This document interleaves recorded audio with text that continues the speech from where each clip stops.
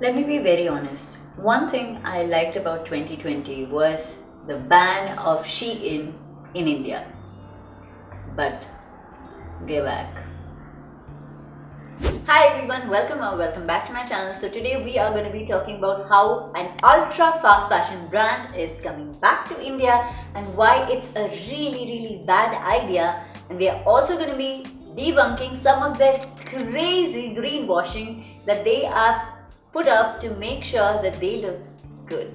So let me briefly fill you in about Shein. So if you are somebody who already knows a lot about them, then you can definitely skip this portion and go to the next one.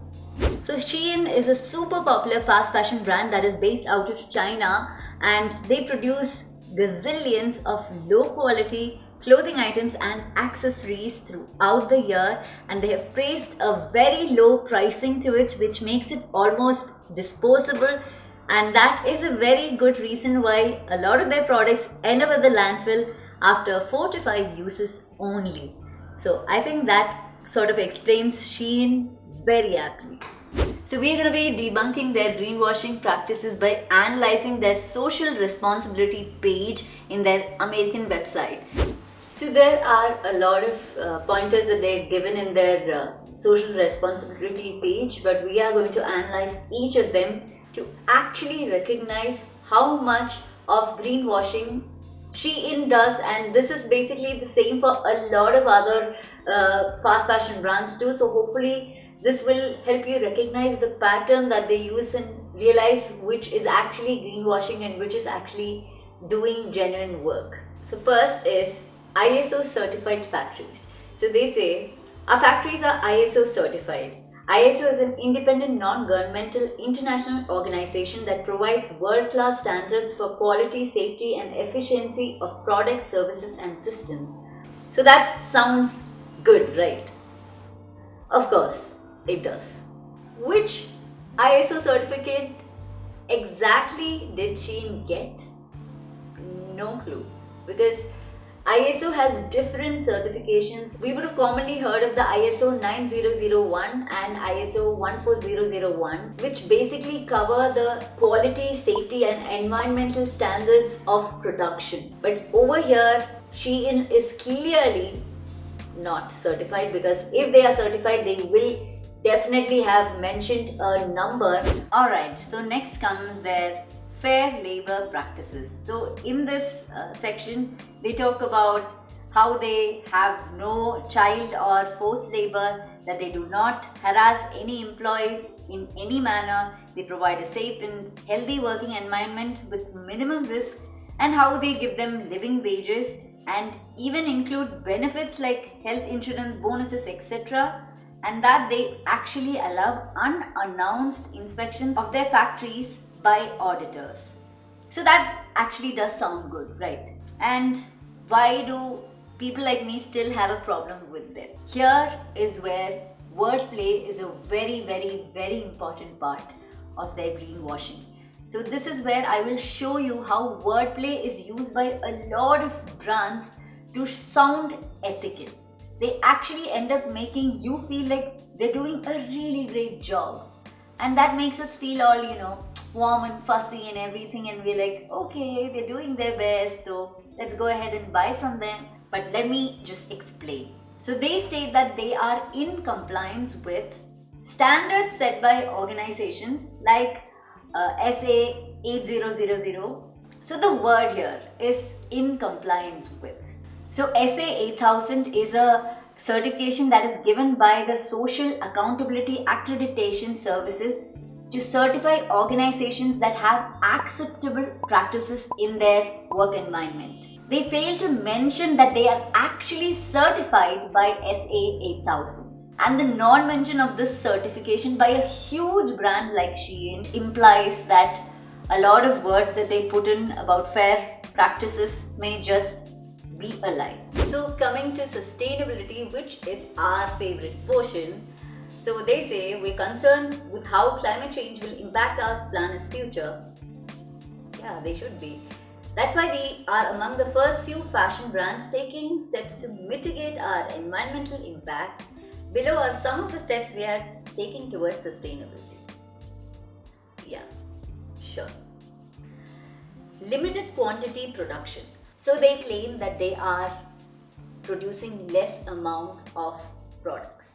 In March 2021, Shein's women's clothing category alone had over 2000 products released per day, and they are known to launch over 150,000 new products every year with an average of over 10,000 per month. So they claim to have advanced digital printing technology, which definitely might be better than the usual screen printing process. But again, there is no clarity on how much they use this technology, whether they are using it for all their products, because as far as we know, they might only be using this technology for a very tiny portion of their products just to make us feel like they're doing something. So that lack of clarity is a huge problem. So now let's look at their recycling program. So this is a very common greenwashing practice that is almost taken up by every fast fashion brand that you know of. And the sad thing is, a lot of people are falling for it. So Shein claims that they are taking back any of their old clothes in exchange for gift cards, using which the person can buy brand new products from Shein. And they claim that they refurbish it and donate it to charitable organizations. Which charitable organization are they donating to? Who is doing the refurbishing? What happens to the refurbished clothes? No answer to any of that. These are just very easy ways for them to make their customers feel really less guilty for each product that they purchase, because they believe that if they don't want it or they are bored of it, they don't have to throw it away, but they can come back to the brand and give it to them, expecting them to actually take care of those products ethically. And then they go ahead and buy more products with those gift cards. So that itself is a very vicious cycle over there. And then they go on to talk about their charitable programs. And did you notice how the brands they are donating to is very openly mentioned in this segment, and the fact that there is no mention of any detailed brand or organizations in the earlier portions of this page should show us how much they are actually lying to us very boldly and openly. So now let's talk about whether Shein is as bad as we claim. Actually, yes, they do. Because that low, extremely low price point is what makes these clothes extremely disposable in nature. So people, when they buy these clothes, they always have this thought of they can keep buying more and more of them even if they get bored of it. We overconsume because of that very low price point. And the quality of the products is also much worse, and that again is to emphasize this disposable nature.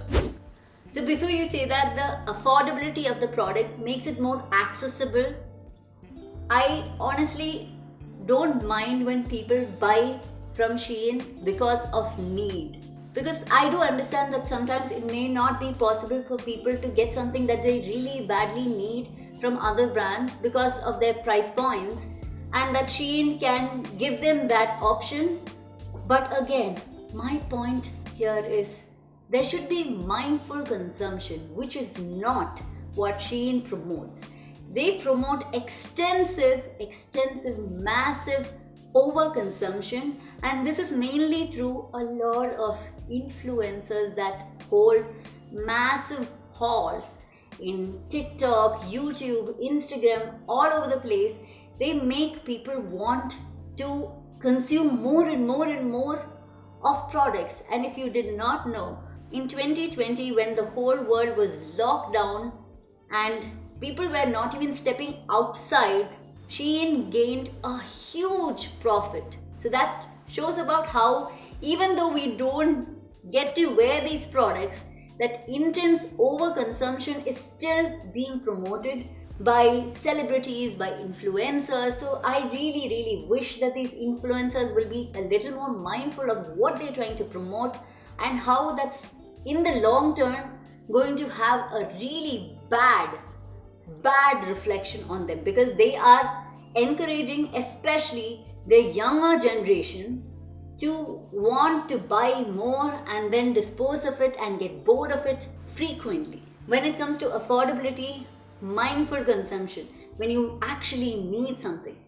is okay. Even though I don't recommend it because of their lack of ethical practices and because they don't use sustainable raw materials. Most of their products are made of nylon and polyester and those plastic materials, so I don't recommend it, but I can understand it if you're being mindful about it. So finally, when it comes to Shein coming back to India, my sincere recommendation to you would be to completely avoid this brand as much as possible. I mean, if you really want to try out any of their clothing, I would ask you to check out and get second-hand products, because there are a lot of Shein products available in the second-hand market because of the fact that they are easily disposable. Honestly, their quality is low, it doesn't last you very long. So instead of spending a lot of money on a massive haul from Shein, why not save up that money to buy one or two good quality, long-lasting products from sustainable brands? So if you are unaware of any of the good sustainable brands in India right now, I will put the link to a few of them in the description box below so that you can definitely go check out their products. So I do hope that you enjoyed this video and you have understood a little bit more about Shein and also fast fashion brands in general. If you did enjoy this video, you know the drill. Make sure to give this video a thumbs up and also comment below and let me know how many Shein pieces you already have. It's okay if you bought from them in the past. Nothing to be embarrassed about, because most of us were not knowledgeable enough to know the harm. So it's okay. I personally have not bought a single Shein product first hand, though I do have a couple of them second hand. So I will see you again in the next video. So until then, bye bye.